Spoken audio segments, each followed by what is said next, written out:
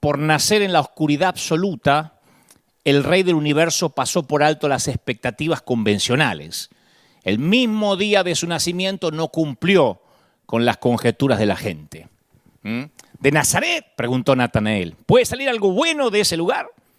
Y en consecuencia, Jesús se convirtió en piedra de tropiezo para muchos de sus contemporáneos.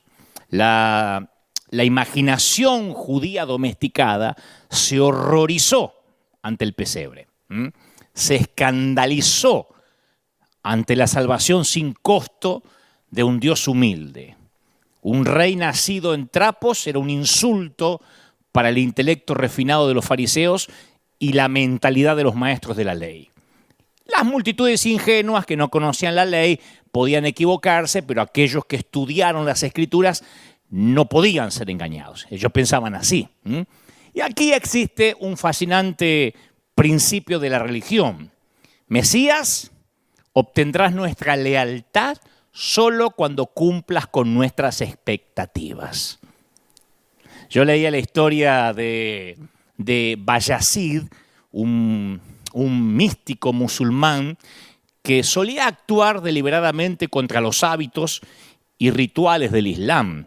Y la historia dice que una vez regresando de la mezquita, se detuvo en un pueblito y los habitantes del pueblo lo reverenciaban, se apresuraron a darle la bienvenida, a traerle regalos. Y Bayazid se dirigió al mercado y a pesar de ser un día de ayuno, que todos estaban ayunando, él se compró un pedazo de pan y comenzó a saborearlo frente a todos sus seguidores y admiradores. Entonces los fieles estaban tan escandalizados por su comportamiento que lo abandonaron diciendo que era un falso profeta. Y Bayazid le dijo a su discípulo, fíjate que en el momento que hago algo contrario a sus expectativas, la veneración hacia mí desaparece. O sea que la veneración es condicional, la adoración es condicional si haces lo que yo espero. Y Jesús escandalizaba a sus seguidores con actos similares. Las multitudes necesitaban un santo a quien venerar. Y sin embargo el contrato decía, o las letras pequeñas decía, vas a responder a nuestras expectativas. Porque ese era el juego de la religión organizada. Jesús quebraba la ley cuando el amor por las personas lo exigía. Y la ley se había convertido, como dijimos tantas veces durante esta pandemia, la ley se había convertido en un mecanismo para autojustificarse. Un instrumento de autosuficiencia arrogante. Se había convertido en la base para fomentar juicios morales contra otros, un método para clasificarlos, para excluirlos como pecadores y apóstatas. Y en lugar de servir la ley como instrumento para sanar, la ley servía para fomentar el odio entre grupos, para la segregación. Y Jesús disponía de la libertad de no tener que acudir a la ley, sino al Padre para saber lo que había que hacer. Entonces, solo, insisto, por optar en nacer en Belén con un perfil tan bajo, ahí ya Jesús se reveló como un hombre libre de la opinión pública, libre del temor, del que dirán, de lo que puedan decir, de lo que puedan pensar. Jesús es la libertad de Dios hecha carne. Pero al mismo tiempo que la libertad de Jesús es contagiosa para algunos, que unos dicen, es maravilloso tener a Cristo porque uno es libre, en otros puede despertar una actitud defensiva. Para algunos, la libertad tiene que ser reprimida en nombre de la ley, ¿no? En nombre de la tradición, en nombre de la autoridad, de la doctrina, del orden y otros cientos de palabras ostentosas. Jesús llegó al mundo proclamando el evangelio de la libertad a los cautivos. A mí me encanta eso, la libertad de la cautividad mental, la cautividad de la ley. Exhortó a ingresar al reino de la libertad. Por eso Jesús, insisto, era alguien que confundía, era alguien que escandalizaba. Y hoy sigue sucediendo lo mismo 2020 años después. La razón por la que nos confunde es que siempre queremos hacer de Jesús alguien que Él no es.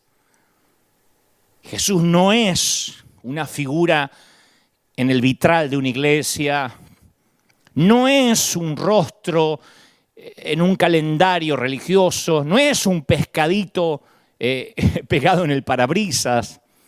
El Jesús de los evangelios no tenía inhibiciones para expresar lo que pensaba, lo que sentía, era libre de la opinión ajena. Yo voy al evangelio de Lucas y lo veo ofendido por una falta de cortesía en la casa de Simón, el fariseo, y le dice: Simón, entré a tu casa y ni siquiera me dijiste hola. Jesús estaba ofendido, molesto. En Marcos lo veo profundamente conmovido por la ternura de una mujer que unge su cabeza con perfume y se da vuelta y dice: tomen nota, anoten. En cualquier parte donde se proclamen las buenas noticias, las buenas nuevas, se va a contar lo que esta mujer hizo en memoria de ella. O sea que en el maletín de cualquier predicador le metió este sermón Jesús obligatorio. Los predicadores tenemos la obligación en algún momento de hablar en memoria de esta mujer. Y yo, cuando me encuentro con machistas, que la iglesia está llena de machistas, les suelo decir, si se acuerda, dónde Jesús dijo: haced esto en memoria de ella. y les agarra urticaria. ¿Dónde dice haced esto en memoria de ella? Claro, porque nadie se acuerda de esta historia de Marcos 14:9, ¿no? Pero por más escandaloso que parezca, ese es el Jesús de los evangelios. Un hombre consolado con las lágrimas de una mujer pecadora, un hombre que experimentó el enojo, un hombre que experimentó la irritación, el cansancio, un hombre que bebió el vino de su pueblo. No sé si era Malbec mendocino, pero era el vino del pueblo. Un hombre que cantó las canciones de sus bodas. Las personas responsables por la crucifixión de Jesús jamás lo acusaron de ser sacro, religioso, todo lo contrario. Decían que Jesús era un hereje. Fueron las generaciones posteriores las que demolieron esa personalidad y lo envolvieron en un ambiente tedioso, aburrido. Los que le pusieron el tedio a Jesús fueron las generaciones que vinieron después. Les limaron las garras al león de Judá. Le dimos el título de manso y humilde, que es medio parecido a menso y humilde, y lo recomendaron como un animal doméstico ideal para los sacerdotes, para que lo cuelguen de una medallita, para las viejitas piadosas. Pero para aquellos que lo conocieron se oponían a él porque lo veían como un instigador peligroso, como un insurrecto, como un subversivo. Y es cierto que Jesús era tierno con los desafortunados, paciente con los perdidos, pero insultaba a los miembros respetables del clero y los llamaba hipócritas delante de todo el mundo. Por eso lo querían matar, por eso un día lo sacaron de una sinagoga y lo querían arrojar por un despeñadero. Asistía a las fiestas acompañado por gente de mala reputación. Era considerado borracho, glotón. Indignado, echó a los comerciantes con sus pertenencias fuera del templo y no tuvo ningún respeto, por lo menos no lo demostró, por la riqueza o por la posición social. Y como ellos, estos que esperaban un Mesías, tenían una imagen premeditada del Mesías, se resistían a la personalidad del verdadero Mesías. Les molestó, les chocó que naciera en un establo. Ya desde ahí decían, ¿puede venir algo bueno de ese pueblito? Claro, ellos buscaban a un Mesías producto de su imaginación, creado por ellos, y se encontraron con el verdadero creado por Dios. Entonces, para aceptarlo, tenían que despojarse de todos sus paradigmas. Tenían que despojarse de todas sus expectativas. A veces nuestras expectativas son como sutiles intentos de querer controlar a Dios. Nos empecinamos tanto en eso que cuando Jesús ingresa en nuestras vidas de forma nueva, no lo logramos reconocer. De hecho, en mi propia vida, y esto lo confieso más de una vez, no es la primera vez que lo digo, en mi propia vida, obedecer el primer mandamiento, yo soy el Señor tu Dios, no te harás otros dioses además de mí, a mí es el que más me ha pegado. Ustedes dirán, ¿pero por qué? ¿Porque eras idólatra? No, porque tuve que rechazar aquel Dios en minúscula de temor y de ira que muchos predicadores, maestros y autoridades de la iglesia me presentaron durante mi niñez y mi juventud. Yo adoraba a otro Dios, un Dios legalista. Por eso siempre digo que soy un legalista en recuperación, porque yo tuve que cambiar mi paradigma de aquel Dios distante. Ese Dios, a mí me enseñaron a adorar a un Dios cuando yo era chico, ¿no? Cuando era adolescente. Me enseñaban a adorar a un Dios que decía que todos los que no eran pentecostales estaban perdidos. Que si no tenías el bautismo del Espíritu Santo te ibas al infierno. A mí me hicieron adorar a un Dios que enviaba a todos los católicos al infierno. Si eras católico ya tenías un boleto al infierno. No importa si lo creías de corazón, si tú eras de la gran ramera y te ibas al infierno. Punto. A mí me enseñaron que el Dios le daba la franquicia, este Dios le daba la franquicia de la salvación solo a los de las asambleas de Dios. Y alguno que otro bautista renovado, pero tenía que estar renovado en serio, si no tampoco le daba la salvación. Tuve que sacar, por eso digo que soy dije todo el año que soy un legalista en recuperación. Algunos me preguntaban en la red, ¿y por qué? Bueno, porque tuve que sacar de mi mente a un extraño Dios que no podía bendecir a aquel otro pastor porque no tenía mi misma doctrina y aparte no me caía bien. Era el Dios que condenaba a una pareja por usar anticonceptivos. Tenías que tener todos los hijos que vinieran porque si la pareja se cuidaba estaban en pecado.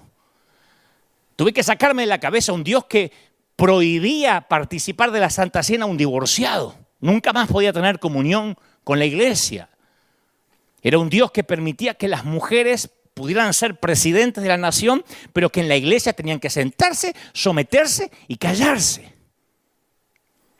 Entonces yo tuve que conocer al verdadero Dios, pero antes tuve que romper todos esos paradigmas que me costaron mucho. Eso no fue de la noche a la mañana. Ahora, ¿qué es lo que realmente predicaba Jesús? ¿Qué fue lo que escandalizaba tanto? Y si queremos asegurarnos de estar en contacto con Él, si queremos estar en contacto con el mensaje original de Jesús, tenemos que fijarnos nada más en las parábolas. No hay que ir a hacer un estudio demasiado profundo. Hay que ver las parábolas, que son historias rápidas, concisas, que claramente muestran los puntos fundamentales de su enseñanza. Así que vamos a ver dos, por ejemplo. En este caso en particular, dos son suficientes y lo pintan de cuerpo entero a Jesús. Y vamos a ver por qué ese Mesías no llenaba las expectativas de los que esperaban un Mesías imaginario. En primer lugar, en el capítulo 20 de Mateo, que todos deben conocer la historia, la mayoría, la parábola del viñador loco. Porque era lunático el tipo con lo que hizo. Era época de cosecha y el dueño del viñedo se dirige a una plaza a contratar obreros para sus campos. La historia la conocemos, ¿sí? Dada la época del año y la cantidad de trabajo para hacer, que estaban en plena cosecha, yo presumo que aquellos que quedaban deambulando por el lugar a la tarde, a última hora, era porque eran los más perezosos. Seguramente se habían levantado a las 12 del mediodía. Y de todos modos, el dueño del viñedo necesitaba esos obreros y fueron solicitados para el empleo. Y uno podría suponer que por ser perezosos hicieron un trabajo mínimo. Encima que llegan tarde, entre que se fueron a cambiar, entre que meditaron y agarraron las herramientas, ya se fue el día. Pero igualmente llegó la sorpresa. Recibieron el pago por todo un día de trabajo. Y Jesús no pone el énfasis en la efectividad de los obreros, sino en la generosidad. En la generosidad gratuita del dueño del viñedo, que era generoso. Era un acto de generosidad descabellado, alocado. Y ningún agricultor u hombre de negocios podría comportarse de esa manera y permanecer en el negocio durante mucho tiempo. Se funde. Incluso hoy en día nos escandalizamos ante estos holgazanes excesivamente bien remunerados. ¿Cuántos holgazanes vemos que les pagan un montón? A veces empleados del Estado decimos, pero che, por lo poco que trabajan, mira todo lo que ganan. Se crean sindicatos para regular este tipo de cosas. Y ahí también, en la parábola, los demás obreros también se escandalizaron. Dijeron, estos tipos trabajaron una sola hora. Llegaron tarde, se quejaron. Y los has tratado, usted los trató como a nosotros que soportamos el peso del trabajo, el calor de todo el día. Y en la parábola de Jesús el propietario contestó, amigo, yo no estoy cometiendo ninguna injusticia contigo. Escucha, yo no te estoy cometiendo ninguna injusticia. ¿No aceptaste trabajar por esa paga? Agárrale, anda, tómale y vete. Shh.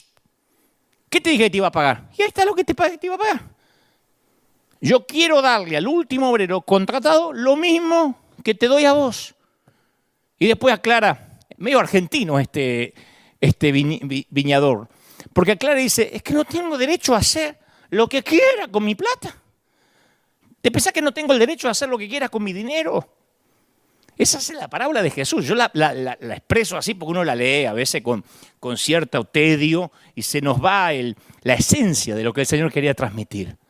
O sea, ¿qué saltás? ¿Qué te venías a enojar por lo que yo le pago al otro? ¿Desde cuándo sos mi socio? ¿Desde cuándo administramos el dinero juntos?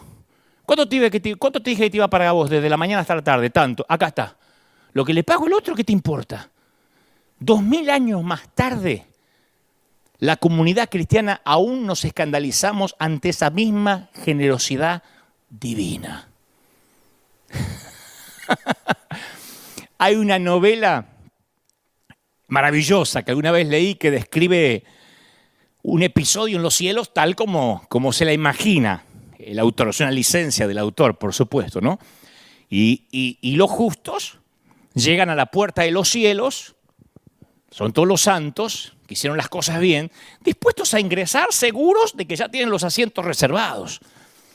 Y de repente, en la novela, se empieza a colar gente que no parecía tan justa, por lo menos mientras que vivía en la tierra. Claro, están todos los justos allí en la fila, ya están por entrar, y empiezan a llegar judíos ortodoxos, empiezan a llegar católicos, algunos ateos conocidos, y se empiezan a meter en la fila felices, en la fila para entrar al cielo. Entonces los justos se empiezan a mirar unos a otros y dicen, pero mirá, Dios perdonó a estos tipos también, a esa vieja la perdonó también, aquí dejan entrar a cualquiera.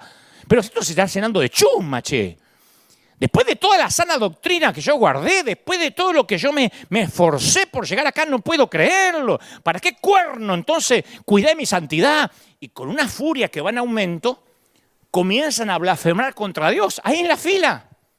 Y en ese preciso momento, ¡paf!, son condenados. Porque esa no era una fila, era el juicio final y ellos no lo sabían. Y ellos mismos con sus lenguas se juzgan y se excomulgan. El amor estaba allí y ellos se negaron a reconocerlo. No queremos un cielo abierto para todos. Despreciamos a este Dios que permite la entrada al cielo a un ladrón crucificado que lo único que hace es reconocer a Jesús en el último minuto de su vida y no tuvo que hacer nada para merecerlo como yo, que me maté guardando la doctrina. Así que no pienso amar a un Dios que ama tan escandalosamente.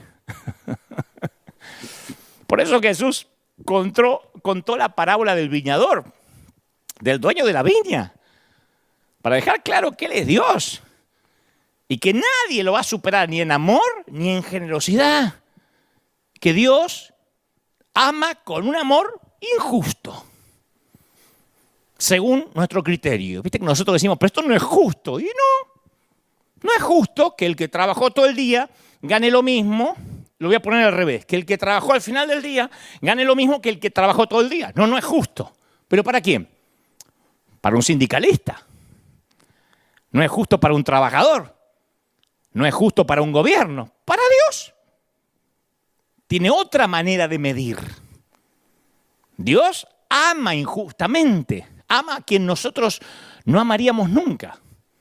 Otra parábola en Lucas 15 plantea el mismo punto, una de las historias más conocidas de la Biblia, el hijo pródigo. El tipo camina por la ruta ensayando el discurso de arrepentimiento que le va a dar a toda la familia, ¿no?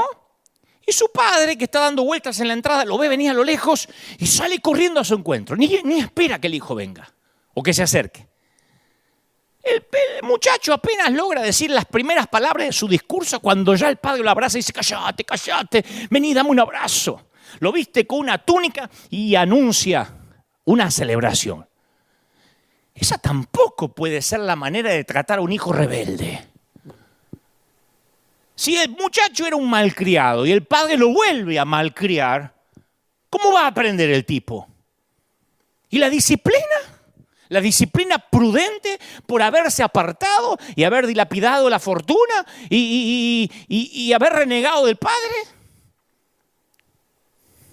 ¿No debería sentarlo el padre a que dé fruto, a ver si cambió de verdad? Mira si después que le pone todo el tipo se vuelve a ir. ¿No tendría que sentarlo al menos por un año, allá en el último banco? Y mínimo, prohibirle que tome la Santa Cena. Para que sepa que hizo algo mal, si no, esto se degenera. Después van a querer ser todos como él. ¿No habría que dar el ejemplo? Te identificás con el hermano mayor diciendo, bueno. Espectacular. Todo este tiempo sudando, engordando el ternero y resulta que lo engordé para que se lo coma este estúpido. No. Mi viejo tiene Alzheimer o está tan estúpido como mi hermano. Bueno. Ahora hay que celebrar porque el rebelde volvió. Y yo que estoy trabajando acá todos los días. No solo eso, Jesús, cuando habla del viñador loco que le paga a los de la última hora como los de la primera, o del padre que hace una fiesta porque vuelve el hijo pródigo, dice que esta es una locura destinada a generar alegría en los hermanos mayores. A generar alegría en los que trabajaron todo el día por la misma paga. Fíjate que el dueño del viñedo en la historia les reprocha a aquellos que trabajaron todo el día de no querer celebrar su generosidad. ¿Qué es tan celoso de mí que soy generoso, che?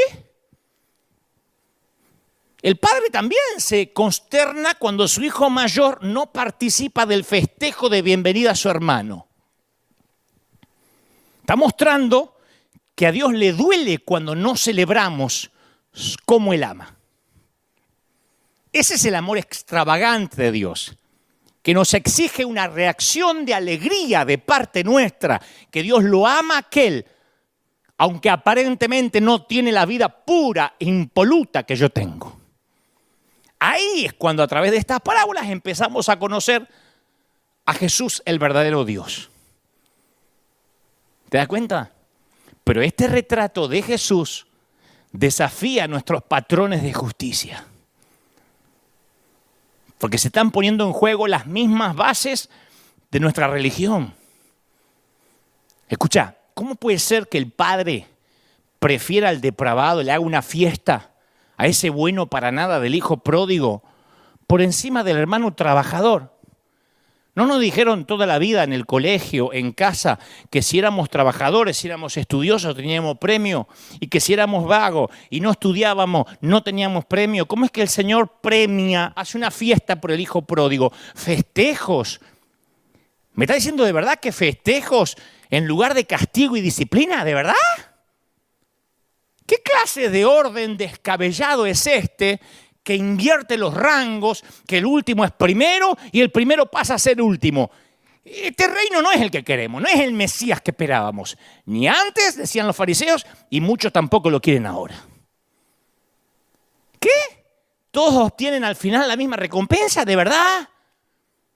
O sea, yo que cuido las sanas doctrinas, aleluya, que nunca me saqué la corbata, que nunca probé una gota de vino, que nunca miré los Simpsons, resulta que ese que chupaba, que me caía payaso, que miraba a los Simpsons, se vaya al cielo igual que yo, bajo ningún punto de vista. Antes sobre mi cadáver. Y nos paramos en la puerta de la gracia para que no pase.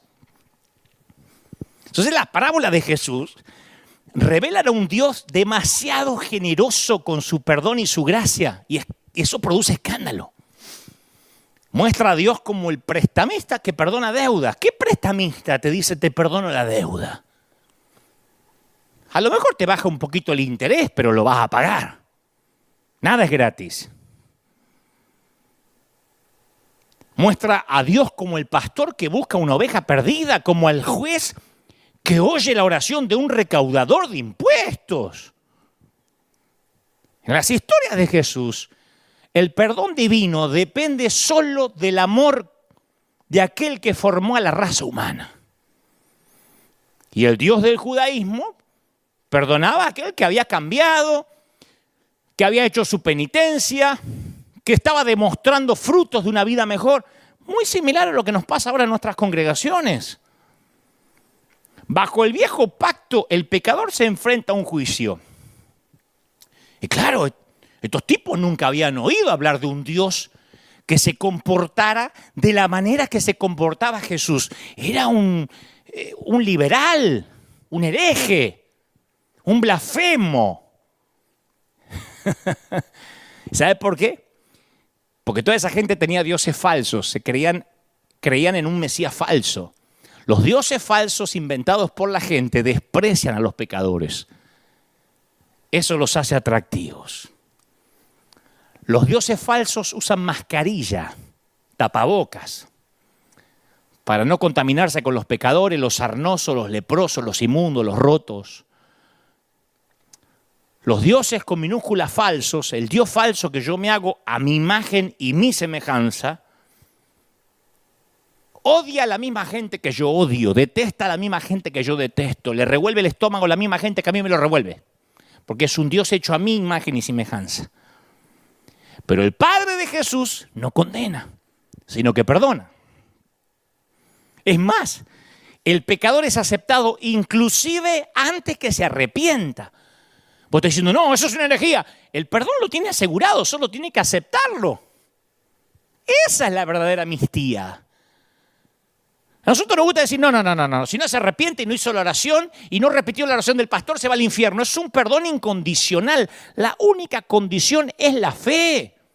Y nosotros no lo podemos entender. Hace poco debatían en las redes sociales si Maradona se había ido al infierno o al cielo. Y a mí me sorprendía que la mayoría de los creyentes decían que se iba al infierno por la vida que había tenido. Porque hizo esto, porque lo otro, porque tenía hijos por todas partes, porque se drogaba. ¿Qué sabemos si en el último segundo pidió misericordia a Dios como el ladrón crucificado al lado de Jesús? No, ¿y la vida? Ahí está. ¿Cómo le va a pagar? Lo mismo que yo, que voy a la iglesia todos los domingos, que estoy en la célula, que mi mujer no se corta el cabello ni se depila y que soy santo, aleluya. ¿Cómo le va a dar la misma salvación a Maradona que hizo de su vida un despadre y en el último minuto se arrepintió? Esa es la parábola de Jesús. Es un escándalo. Por eso llevaron a Jesús a la cruz. Juan escribe en su primera carta, en primera de Juan 4:18, donde hay amor, no hay miedo. Al contrario, el amor perfecto echa fuera el miedo, porque el miedo supone castigo.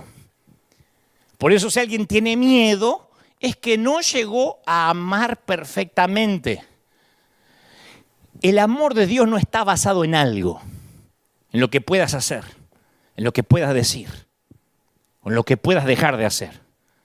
Y ese algo es lo que te da seguridad. No, porque si el amor de Dios se tuviese basado en algo, y ese algo colapsa, entonces el amor de Dios se derrumba también. Pero con el Dios de Jesús, nada de eso puede pasar. Porque no está basado en lo que yo haga o deje de hacer. Aquellos que comprenden esto viven libres. ¿Saben por qué yo llamé a este mensaje el amor en los tiempos del virus? Por la enorme cantidad de gente que ha escrito en las redes, que ha llamado a nuestras oficinas y que me ha dicho que aprendió a ver a Jesús con ojos nuevos en lo que va de esta pandemia, escuchando esta serie de mensajes. Por eso yo le llamé el amor en los tiempos del virus. Porque dicen que cuando digo de parte del Señor, ¿cómo te ama el Señor, príncipe? Princesa, ¿cómo te ama? Dicen, ay, es un bálsamo que nadie me lo había dicho antes, o por lo menos nunca lo había visto de esa manera. No lo creían. Por eso escúchame. Poné tu carga en el suelo. La carga que te hayan puesto sobre los hombros, el legalismo, la religión, lo que aprendiste, y construí tu vida sobre la base, sobre el fundamento del amor de Dios. Lo diré otra vez, dejá la carga en el suelo y construí tu vida sobre el fundamento del amor de Dios. No necesitamos ganarnos ese amor y mucho menos cargarlo. Por eso Jesús dice, vengan a mí todos ustedes. Nosotros siempre decimos esos versículos una y otra vez y no nos entra la esencia de lo que quiso decir. Venid todos los que están cansados, cargados y agobiados, le voy a agregar, de religión, y yo te daré descanso, les daré descanso.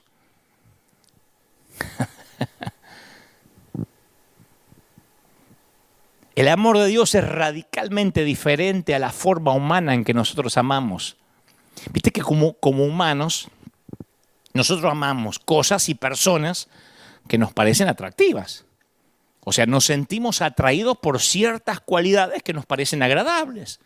Entonces, cuando amamos, somos atraídos por lo bueno que percibimos en el otro. Sentimos amor por alguien por lo que vemos, por lo que sentimos. Ahora, a diferencia de nosotros, el Padre ama a aquellos que no tienen amor, a aquellos que no aman, a aquellos que son indignos de ser amados. O sea, el Señor no nos ama según nuestros méritos. Si ese fuese el caso, estaríamos fregados. Porque lo que Él hace es porque Él es amor. Por eso podemos afirmar con convicción teológica, Dios te ama como eres y no como deberías ser. Yo sé que a esta altura hay muchos diciendo, entonces el Evangelio es un viva la pepa, todo vale, ya voy a llegar ahí. Pero quiero primero quitar el otro paradigma. ¿Crees que Dios te ama de verdad? Voy a hacerte esta pregunta que parece infantil. ¿Vos crees que Dios te ama más allá de tus méritos? De tus veces que vas al servicio o dejas de ir, de tus diezmos, de lo que haga, de tu fidelidad. ¿Crees que Dios te ama sin condiciones, sin fronteras, sin reparos, sin razones? Mi pregunta es, la voy a poner así. ¿Podés decir con absoluta convicción lo que el apóstol Juan escribe en su primera carta? He conocido y creído el amor que Dios tiene para conmigo. Lo conocí y lo creí. En mi caso personal yo puedo decir con convicción que Dios sonríe al verme. Esto va a sonar argentino, petulante, no me importa, yo también soy libre de la opinión de la gente. Pero ¿querés que te diga una cosa? Dios me ama con locura. Tenemos una relación maravillosa. Y yo estoy convencido que Dios me ama. Me tuve que quitar ese lastre de que Dios me borraba del libro de la vida, me volvía a anotar, me borraba de nuevo, me odiaba, me amaba, me odiaba, hacía un borrón, me sacaba del libro de la vida, me volvía a anotar de lástima en lápiz y tenía una goma para borrarme en cualquier lado. Me saqué eso. Me ama. Yo no te pregunto si te ama porque teológicamente está obligado a hacerlo. No, honestamente, ¿crees que le caes bien a Dios?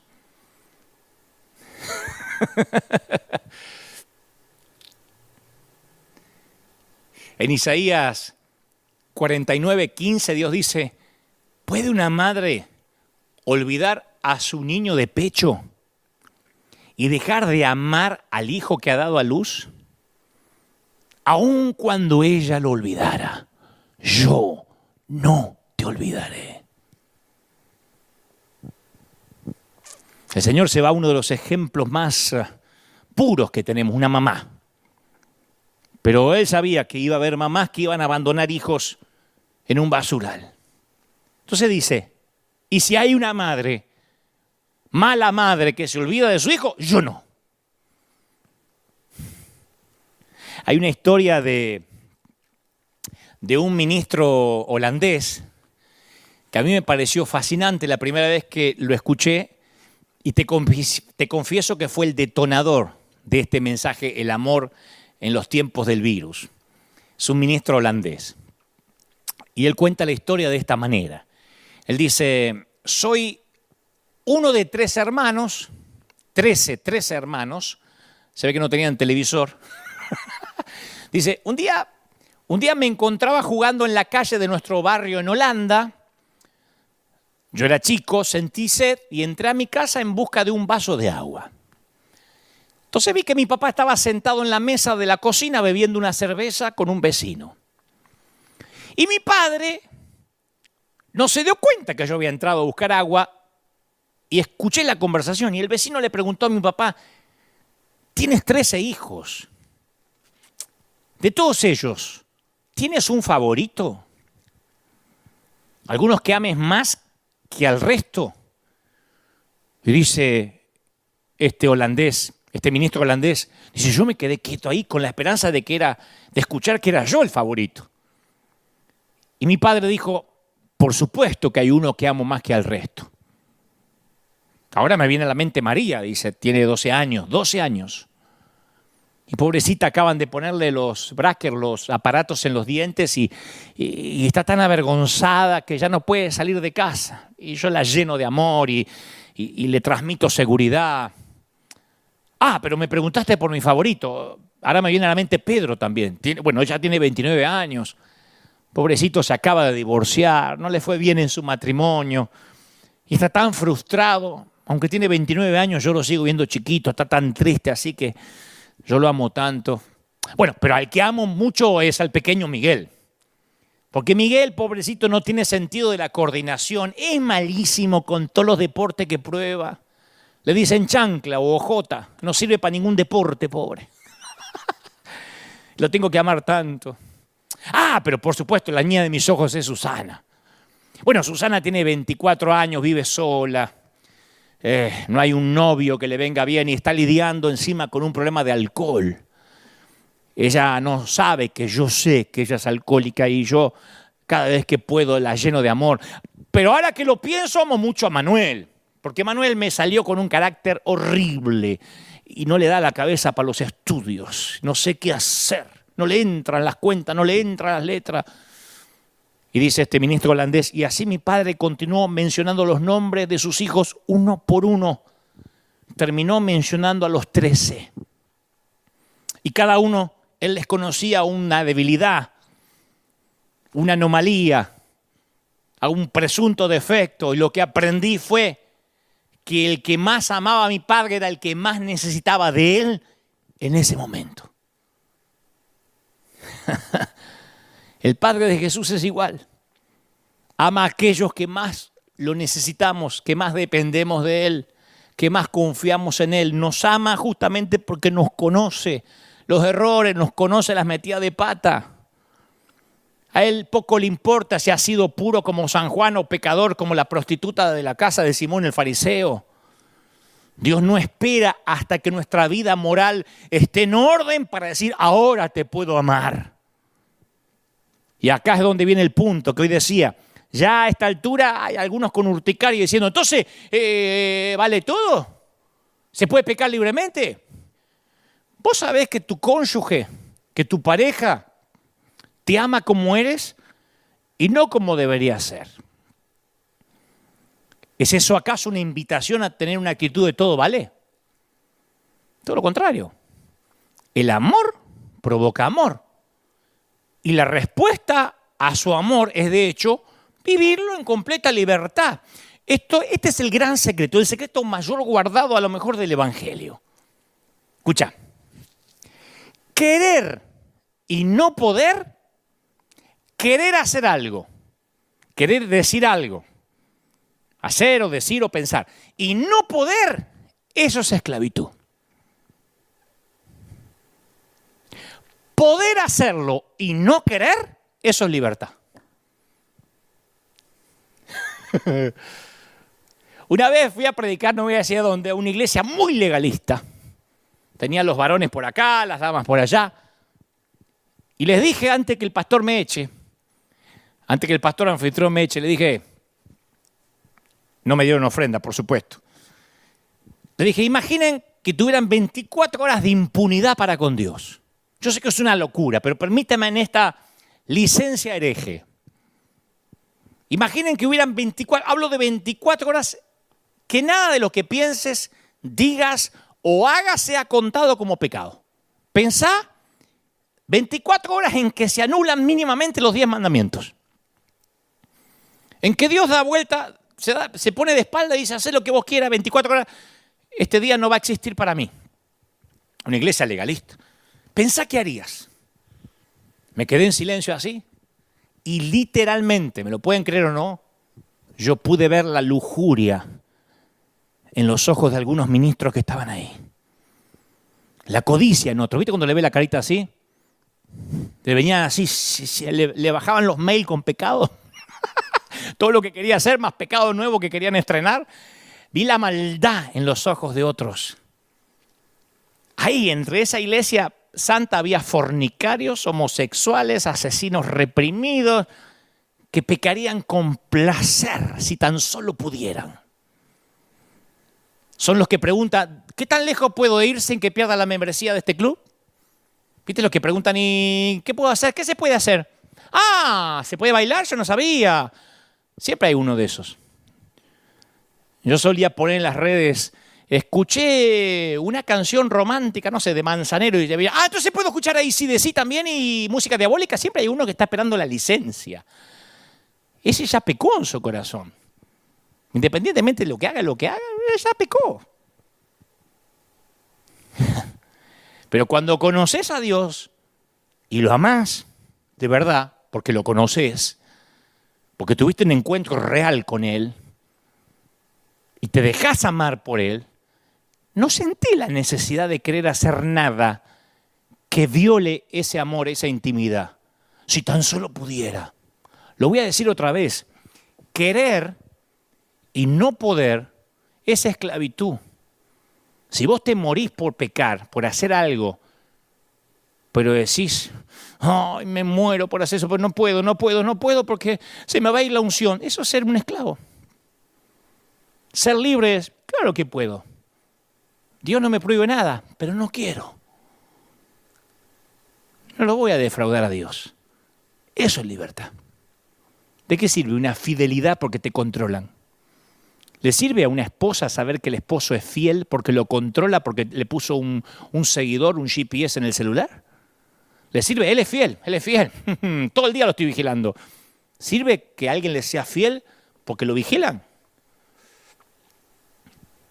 La fe en el Padre de Jesús genera personas libres y seguras. El Dios de amor fomenta un pueblo de amor. Jesús fue quien, por las experiencias que tuvo con su Padre, aquellas experiencias le permitieron relacionarse con la gente con calidez, soltura, compasión y amor liberador. Por ese motivo es que las Escrituras hacen tanto énfasis en la importancia de conocer a Dios. Restaurar la imagen que tenemos de Dios restaura a su vez la imagen que tenemos de nosotros mismos. Dios se lamenta a través del profeta Oseas y dice, mi pueblo no me conoce. Lo que pido de ustedes es amor y no sacrificios. Conocimiento de Dios y no holocaustos. Si el Hijo te libera, seréis verdaderamente libre. ¿Qué es ser libre? Puedo, pero no quiero. Eso se resume toda la doctrina. Cuando alguien llega a la iglesia nuevito y dice, ¿y acá qué no se puede hacer? Puede hacer todo lo que vos quieras. Porque si te vas a reprimir, ya pecaste en tu corazón. Ahora, si te enamorás de verdad del Señor, hay cosas que no vas a querer hacer. Vas a querer ser auténtico, por ejemplo. No vas a querer ser más hipócrita. Y Pablo insiste en que nuestra libertad no es una licencia para pecar. Pablo dice, les hablo así, hermanos, porque ustedes han sido llamados a ser libres. Dice Gálatas 5:13, para que no se valgan de esa libertad para dar rienda suelta a sus pasiones. No te valgas de la libertad para dar rienda suelta a tus pasiones. Y aquí Pablo hace eco de la enseñanza de Jesús que decía que el buen árbol, ¿qué va a dar? Buenos frutos. Es a través del Espíritu que vivimos en Jesucristo. ¿Viste la frase nobleza obliga? ¿Viste que está un poco devaluada esa frase? Nobleza obliga. ¿Sabes lo que es?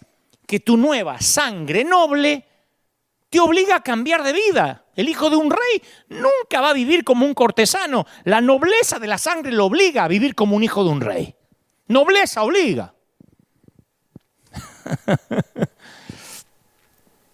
Es como yo digo siempre, en algunos programas de televisión que yo tengo, suelo para fin de año brindar por la generación, por los de mi generación, que tenemos más de medio siglo de vida.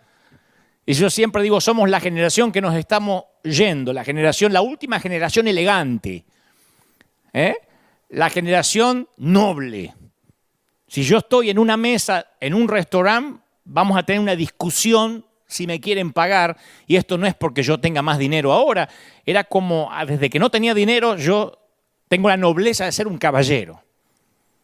Cuando viajaban los colectivos, en los camiones, en los buses, como se diga en cada país, si una mujer subía, yo me ponía de pie, no me hacía el dormido. ¿Por qué? Nobleza obliga. Soy de la generación del por favor y el gracias. La generación donde mi vieja me daba la vuelta la jeta de un cachetazo si se enteraba que yo viajé en un colectivo, en un bus, y no me levanté y le di el asiento a una dama. Yo no crié hijos para que sean maleducados, decía. Mi propio papá, que tenía 4º grado de la escuela primaria, que no tenía capacitación académica, me decía, cuidado, hijo, que yo no tenga que andar con la cabeza agacha por el barrio porque usted le debe plata a alguien o porque usted no saluda al vecino. Salude. Yo no quiero andar con la frente en alto por el barrio. Mis viejos, que no eran grandes académicos ni eran excelentes padres comparados con otros. Entonces yo digo, nobleza obliga. Lo mismo llevado al ámbito espiritual. La nobleza te hace vivir como un hijo de rey. No porque estás obligado, porque te están controlando, sino la nobleza interna, la nueva transfusión de sangre que Cristo nos dio, nos hace nobles. Para el cristiano no existe otra ley que no sea la del Espíritu. Yo no necesito otra ley escrita. ¿Por qué? Porque un niño no necesita que se le enseñe a amar a su padre. Ser libres de la ley significa ser libres. Juan 17:3 declara, y esta es la vida eterna, que te conozcan a ti, el único Dios verdadero, y a Jesucristo, a quien tú has enviado. Pablo, que entendió la mentalidad y el corazón de Jesús mejor que cualquier otro ser humano que haya vivido, hace una oración en Efesios 3:16 y dice, pido que por fe Cristo habite en sus corazones. Y pido que arraigados y cimentados en amor puedan comprender junto con todos los santos cuán ancho y cuán largo, alto y profundo es el amor en Cristo. Que conozcan ese amor que sobrepasa nuestro conocimiento para que sean llenos de la plenitud de Dios. Más clarito, échale agua. Entonces la antigua imagen religiosa de un Dios vengativo, cruel, se termina con la llegada de Jesús, que muestra un Dios que hace morada con la gente. Jesús presentó un Dios que no exige, sino que provee, que no oprime, sino que levanta, que no hiere, sino que sana. Un Dios que perdona en lugar de condenar, que libera en vez de castigar. ¡Ay de aquellos que exigen, oprimen, hieren, condenan y castigan en su nombre!, dice Proverbios. Solo podemos decir que no lo han conocido realmente. ¡Oh! Pregunto, ¿lo conoces realmente? ¿Conocemos a ese Dios que nos presentó Jesucristo? No sé, capaz que creemos que hay cosas más importantes en el camino de los cristianos, como adorarlo.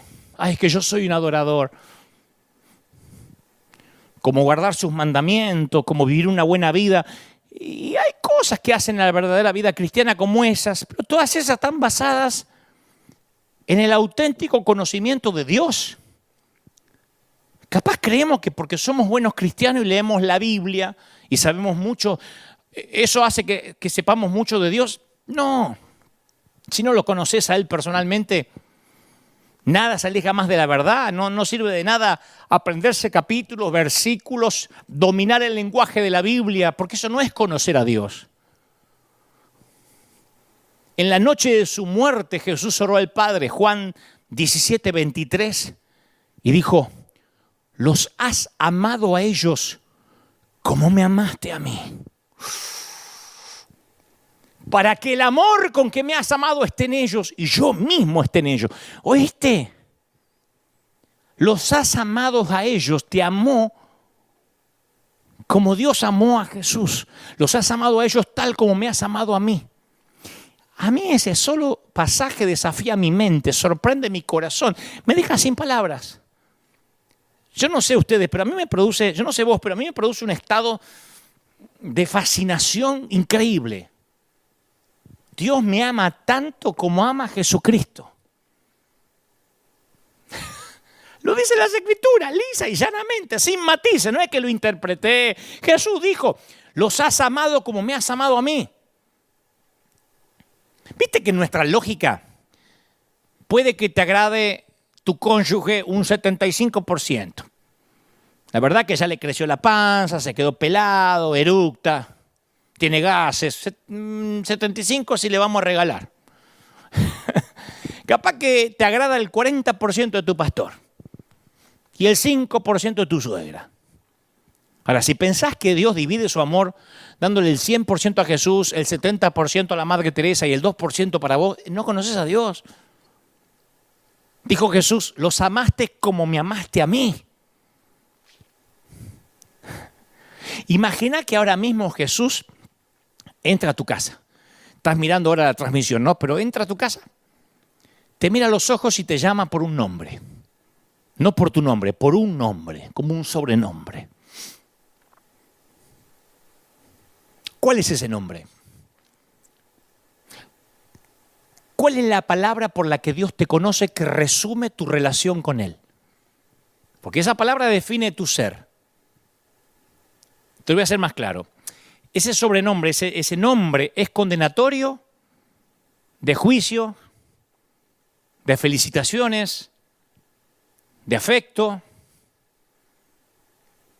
No es lo mismo que te diga, ¿qué haces, campeón? A que te diga, ¿qué haces, apartado? ¿Cuál es el nombre?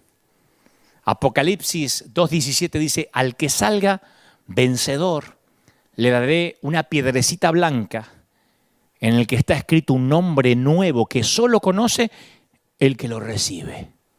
Yo no te voy a decir cómo Jesús me llama a mí, porque es una cosa de Él conmigo. Solamente te voy a dar una pista, tiene que ver con la libertad, porque Él sabe que yo soy un tipo libre. Libre de la opinión ajena, me importa tres pepinos lo que diga la gente, libre de la religión, libre de la ley. Los que son esclavos de la ley siempre tratan de negarle la libertad a los demás. Los que son esclavos de la ley no van a descansar hasta no haber impuesto la misma carga opresiva sobre el resto. Jesús los describió de esta manera en Mateo 23:4. Atan cargas pesadas y las ponen sobre la espalda de los demás, pero ellos mismos no están dispuestos a mover ni un dedo para levantarlas. Encima de eso. Y Jesús desea liberar a su gente de las leyes, de todas las leyes. Bajo su palabra nos convertimos en personas del Espíritu. Pablo escribe en Gálatas 5:1, Cristo nos libertó para que vivamos en libertad. Por lo tanto, manténganse firmes y no se sometan nuevamente al yugo de la esclavitud. Y si no experimentas lo que Pablo llama en Romanos 8:21, la gloriosa libertad de los hijos de Dios, es que no estás totalmente bajo el dominio del Espíritu. Hay una gloriosa libertad de ser hijo de Dios. Yo una vez le pregunté a un grupo de jóvenes en un campamento, no me olvido más, yo estaba empezando, y le pregunté, empezando a servir al Señor, ¿no? Y le pregunté, ¿qué significa para ustedes ser cristiano, ser un cristiano? Anoten en un papelito qué significa para ustedes ser un cristiano. Y las respuestas eran tan similares, todas tenían un común denominador, que yo la reduje a un solo párrafo. Más o menos todas las frases significaban lo mismo. Ser cristiano significa que no puedo faltar los domingos al culto. Ser cristiano significa que no puedo escuchar música mundana, que no puedo salirme de la cobertura de mi apóstol. Ser cristiano significa que no puedo estar más de un año de novio porque después me empiezo a quemar, que no puedo tomar vino, Que no puedo armar el arbolito de Navidad porque la Navidad es del dios Mamón y la fiesta pagana le inventó un Pokémon. Que no puedo irme de este campamento hasta el último día si no pierdo la salvación. Ninguno decía, estoy feliz, me cambió la vida. No, era todo lo que no podían hacer. Esclavos. Eran esclavos remando en un barco de esclavos. Para muchos en la iglesia el cristianismo no son buenas noticias. El evangelio no es la buena nueva de la libertad para muchos, no es la salvación proclamada por Jesucristo, sino un código de obligaciones, de prohibiciones, una instrucción moral tediosa, un listado de requisitos para evitar ir al infierno. ¿Qué es el evangelio? Evitar ir al infierno. No, el evangelio no es evitar ir al infierno. Uno puede caminar sobre una cuerda para llegar al otro lado o puede caminar para no caerse. Y si uno camina para no caerse, se va a caer. En el Evangelio de Juan, el único tema tratado de múltiples maneras es: ¿conoces a Dios? Conocerlo es vida. Por algo lo escribió aquel que se recostaba sobre el pecho de Jesús y sentía el latido de su corazón. Todo lo demás se desvanece, como la neblina. ¿Sabe lo que más causa problemas entre los cristianos? No es la falta de fe. Yo no creo que los problemas entre los creyentes sean las controversias teológicas. El que más causa controversias es el mismo Jesús, que vino a conceder libertades y muchos no saben qué hacer con ella. Hay muchos preocupados. Dante está predicando la supergracia y esto en cualquier momento va a perder el objetivo y la gente se va a salir de su cauce. La iglesia siempre le teme al revuelo que Cristo genera cuando ingresa en una escena. Por eso la iglesia decide tomar esa libertad bajo su administración. Los religiosos dicen, bueno, el evangelio de Jesús es demasiado fácil, como lo pone él. Jesús lo hizo demasiado sencillo. Tenemos que agregarle, requisitos de admisión. Jesús más algo. No será la circuncisión, pero agreguémosle Jesús más la célula. Jesús más no faltes a la Santa Cena. Jesús y congregate. Jesús y el diezmo. Jesús y poner una ofrenda. Jesús y venía a servir. Tenemos que agregarle algo. Porque si la gente se entera que con solo Jesús les basta, no vamos a tener el control de esa gente. Entonces, la iglesia distribuye esa libertad en dosis homeopáticas cuando lo considera necesario, pequeñas dosis. Reivindicamos ser los embajadores de Jesús en la tierra, pero a veces lo queremos reemplazar. Queremos hacer un plan de salvación a nuestra imagen y semejanza, que no sea tan aceptable para cualquiera, porque la iglesia se nos empieza a llenar de la chusma. Y las leyes y tradiciones eclesiásticas han domesticado a Jesús. Y las iglesias por años tratamos de mantener eso, un Jesús domesticado. Y tenemos que preguntarnos, a ver, ¿es Jesús la base de la iglesia? ¿O la iglesia es la base de Jesús? Más que nunca, esta es la pregunta durante la pandemia. Porque ahora que los templos están cerrados, la pregunta es más fundamental que nunca. ¿Es Jesús la base de la iglesia? ¿O la iglesia es la base de Jesús? Si no hay templo, si no hay iglesia, no tenemos relación con Jesús. Entonces, en el afán de tener el control sobre algo y de poder y sentir que podemos decidir quién es digno y quién no, hasta le negamos la Santa Cena a alguien, le ponemos requisito a quien quiera recibir el pan y la copa. Hay alguien que se quiere bautizar. Vemos la historia del eunuco que le dice al profeta, ¿qué impide que sea bautizado? Nada. Lo vemos, pero no nos importa. 6 meses de estudio bíblico para que sepa que no se va a bañar, que sepa la decisión que va a hacer. Yo me acuerdo cuando en las redes publicamos que acá bautizamos siempre 300, 400 personas y alguien pone allí y dice, eso es bañar la gente, eso no saben lo que están haciendo. ¿Por qué queremos complicar algo lo que la gente quiere hacer de corazón? Todo aquel que pueda escuchar la predicación de la palabra debería poder participar de la Santa Cena del Señor. Bautizarse si quiere en el momento. Es que no sabe lo que está haciendo. ¿Y para qué está el Espíritu Santo? Para traer convicción. ¿Quién ayudó a que Saulo tuviera un encuentro con Dios camino a Damasco? Le salió Jesús al encuentro y no necesitó a nadie. A veces pensamos que si nosotros no ayudamos, el Espíritu Santo, pobrecito, no tiene la capacidad para convencer a alguien de pecado. Porque Cristo viene para los pecadores y su llegada termina con el pecado y nos hace dignos siempre y cuando no nos neguemos a recibirlo, claro. El discípulo de Cristo puede conocer los 10 mandamientos, el conjunto entero de leyes que gobiernan el comportamiento moral, mejor que cualquier juez conoce la ley. Sin embargo, el discípulo verdadero no vive bajo estas leyes, vive bajo la vida del Maestro. El cristianismo no es un código moral, es una historia de amor. Es el amor en los tiempos del virus ahora. Una forma de vivir llena del Espíritu. Seguir viendo a Dios en términos de leyes, obligaciones y decretos, ¿sabés qué significa? Rechazar a Jesucristo y su obra redentora.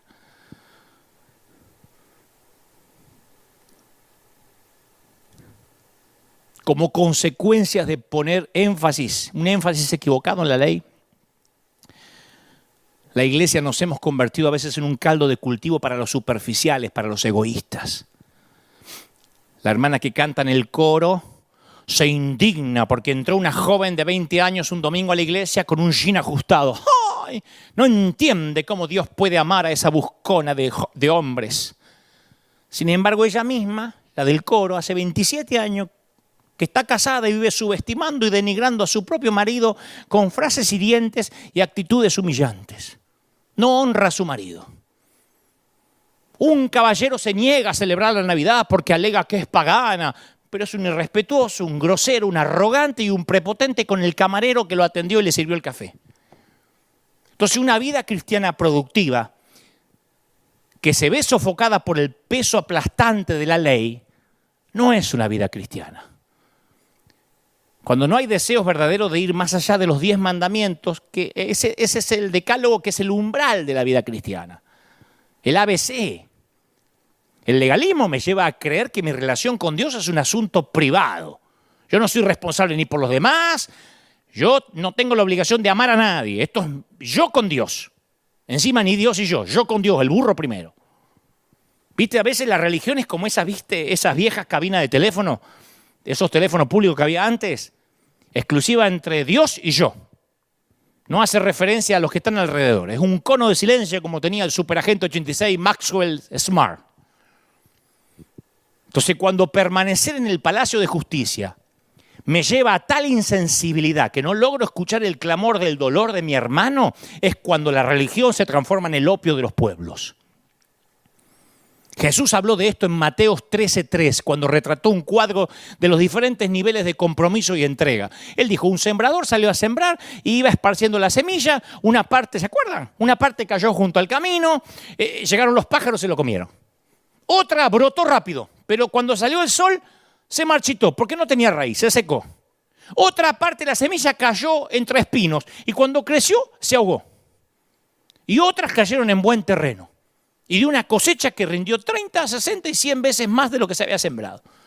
4 grupos diferentes de personas expuestas a la misma palabra de Dios y esos 4 grupos están ahora mirándome. A mí, a cualquier otro predicador. Siempre están los mismos 4 grupos. Siempre. No son 5 grupos, no son 3 grupos, no son 2 grupos, son 4 grupos. En primer lugar están los insensibles. La semilla que cae junto al camino. Oyen la palabra, pero nunca les llega al corazón. Para el insensible la palabra no tiene ningún sentido. A lo sumo le rebota en la oreja. Está Dios tocando a la gente y él se levanta para hacer pis.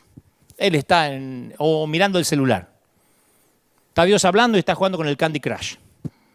La cantidad de insensibles es incalculable. Acá teníamos un montón de esos, como en todas las iglesias. Está pasando la gente al frente arrepentida de su pecado, que es el mayor milagro, y ellos agarran los bolsos, todo para que no les agarre el tránsito al salir. Después describe Jesús a los superficiales. Dice, brotaron pronto pero sin raíces. Están los insensibles y están los superficiales. ¿Viste? Los superficiales quieren recibir todo, pero nada echa raíz. Te los encontrás en todos los niveles de la vida eclesiástica. Son personas sanguíneas, eufóricos, mucho grito, le gusta el pumba, pumba, pumba, pumba, pumba, pumba, pumba, pumba. Le gusta cantar y cantar y cantar y chingui, chingui, chingui, chingui con la pandereta. Y al otro día no quieren venir más a la iglesia porque se enfriaron. tienen sus momentos de devoción, pero no los sometas nunca a pruebas de perseverancia, no les pidas ningún sacrificio que desafíe ese compromiso de fe. ¿Viste? Son los que parecen santos, pero enseguida les suelta el insulto si no decís algo de acuerdo a ellos. Jamás insinúes el costo de servir a Dios, porque en tiempo de prueba, de pandemia o de cuarentena, esconde la Biblia y entierra la cruz. No estoy diciéndolo yo, esto lo dijo Jesús. Son los que no tienen raíces. Son personas volátiles en los que no se puede confiar. Y son incalculables, según Jesús. El tercer grupo, los derrotados, las semillas ahogadas por los espinos. Capaz que lucharon noblemente durante mucho tiempo en su fe, tenían los principios para seguir, les resultaba impensado pasar una semana sin adoración. Sin embargo, sus convicciones colisionaron con la competencia del mundo real. En algún momento los espinos, la vida real, empezó a absorber los problemas mundanos, lo ahogaron. Lo dijo Jesús. Y el señorío de Jesucristo se vio lentamente sofocado por otras cuestiones. Y cuando se le acabó la luz y el alimento, sufrió asfixia espiritual. En esta pandemia hubo un montón de esos. Dejaron de crecer. Ya no pudieron repetir la frase del apóstol, lo que decía el pastor, ¿viste? Son los que vivían del dígale que está a su lado, diga conmigo, diga esto, lo otro. No pudieron. Cuando se les acabó eso, se ahogaron.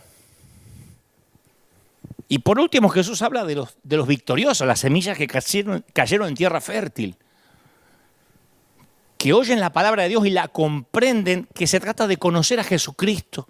Esa misma fe apasionada que tenía Pablo, cuya vida era gobernada por un solo deseo: todo lo considero por pérdida, por razón del incomparable valor de conocer a Cristo mi Señor, por el cual lo he perdido todo, lo tengo por estiércol, a fin de ganar a Cristo. Filipenses 3:8. Esas son las semillas en buen terreno. El que dice yo conocí a Cristo. Tu abuela te vas a enfriar cuando conociste a Cristo. ¿Viste alguna epístola de Pablo diciendo estoy frío? Lo que pasa es que acá en el calabozo no siento el calor de Dios. No, yo no siento lo que sentí camino a Damasco. Me enfrié. No, es que si no te congregás, te enfriás. ¿Viste alguna vez a un apóstol de los que conoció a Jesús, que caminó con él, enfriarse?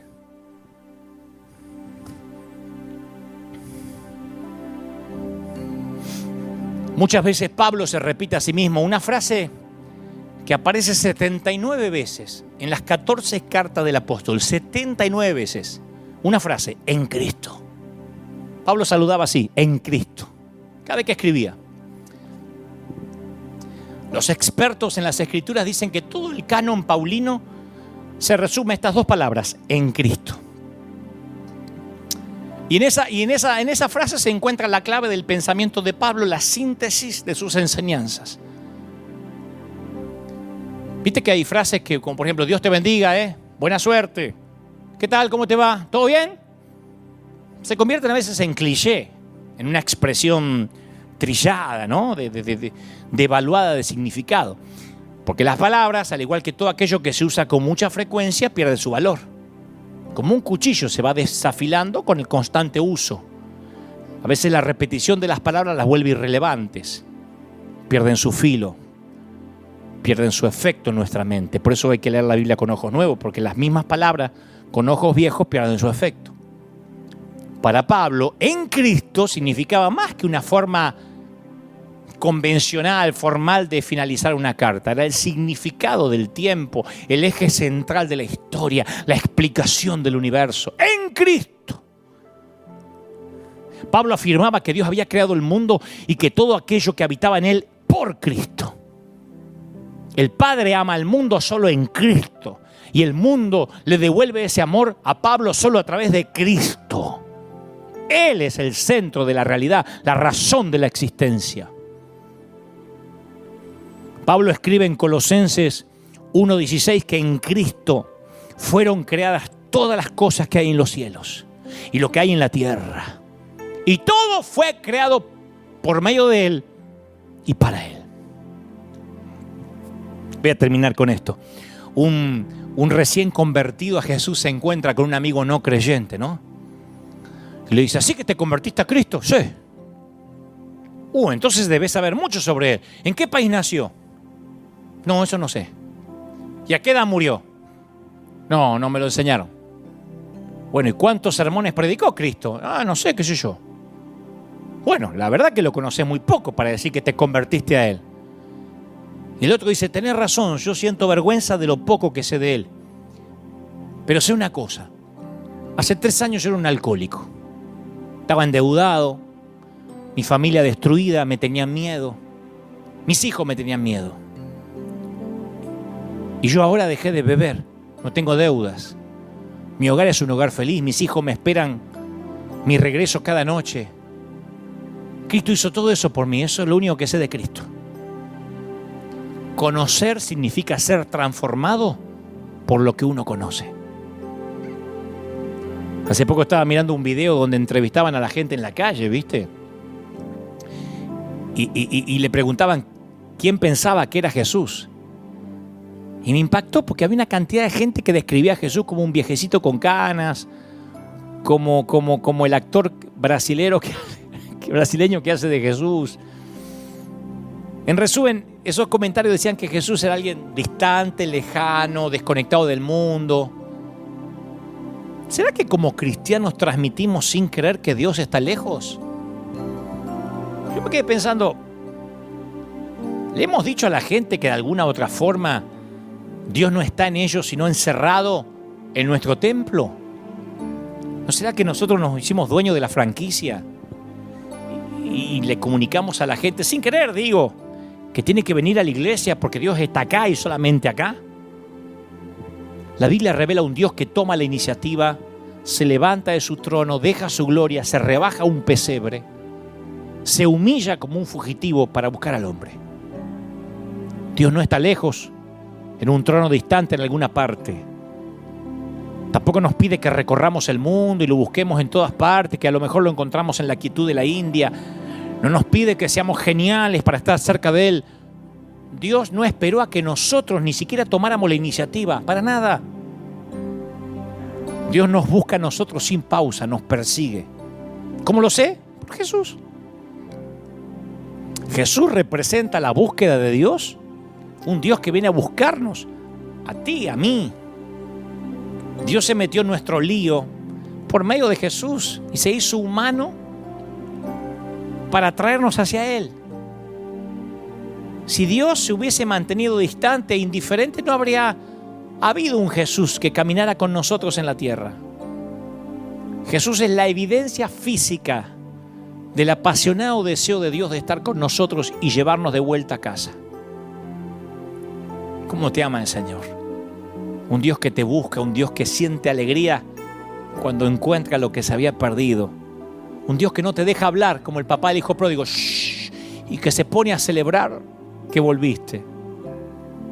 Un Dios que no le deja hablar a Pedro y le dice, ¿me amas? No, es que no te quise traicionar, shh, ¿me amas? Ese es el mensaje que el mundo no entiende, que la iglesia, gran parte, no entiende. Y nosotros somos las manos y los pies